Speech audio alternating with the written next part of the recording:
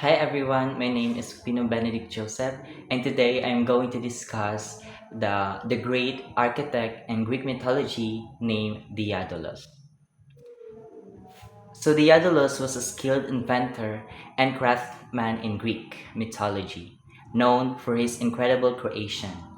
He lived in Athens but fled to Crete after an incident where he killed his talented nephew out of jealousy. So Diadolos is a skilled craftsman na nagpuyo sa Athens, which is sa mga tao dito, it's called Athenians. And ni ato siya Crete after niya na-killed iyang nephew, which is si Talos. Wala siya sa book but gisearch na mo siya, and the name of his nephew is Talos or Kalos. You can call her Talos or Kalos. And gipatay niya because out of his jealousy, because Talos is kanang a great also a craftsman na mas nalaban niya si Diadolos sa abilities and pagka smart sa pagbuhat sa creation. That's why na jealous si Diadolos and gipatay niya iyang nephew. In Crete, King Minos welcomed him and gave him work. So, sa Crete, si King Minos na dito. And then, one of Diadolos' most famous creation was the Labyrinth, a massive and intricate maze built to imprison the Minotaur. So, gipabuhat siya ni King Minos dito o kanang, which is most of yung pinaka-famous sad nga nabuhat is ang Labyrinth, which is maze siya nga gibuild para i-imprison ang mga Minotaur. Minotaur is a half bull na siya and half man. The labyrinth was so complex that no one who entered could find their way out.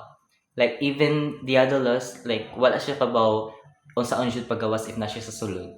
Like wala ka nang if nasa sulod na sa kalisod sa maze, like wala siya kabaw if kung saan mo pagawas. Like even ang maker. So Diadolos also helped Queen Thisiphe, which is ang wife ni King Minos, sa Crete with another invention that led to the birth of the Minotaur, which is nakakause of anger ni King Minos. And then Diadolos and Icarus, iyang son, kay ganahan sila muli sa Athens. And si King Minos kay like mahadlok man siya nga i-spread ni Diadolos ang mga secrets. So iyang gi-impression si Icarus o si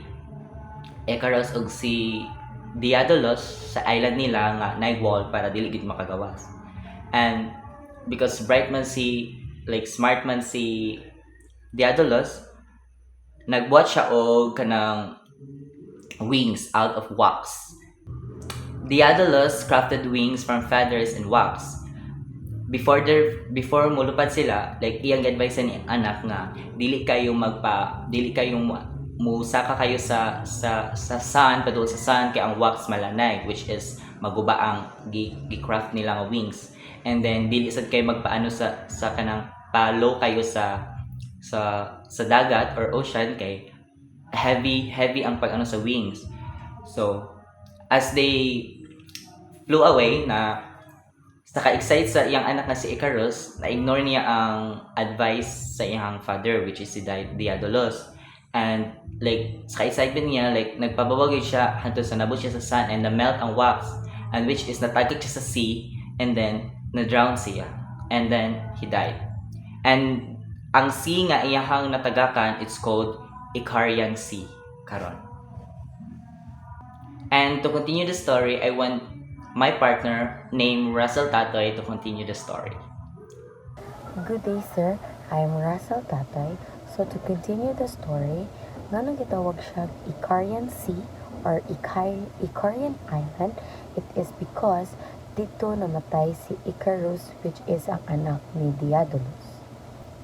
After burying Icarus, Diadolos traveled to Kamikos in Sicily, and he stayed there as a guest under the protection of King Cocalus. So who is King Cocalus? So King Cocolus is a king of Sicily who shelters Daedalus that of after the death of his son Icarus.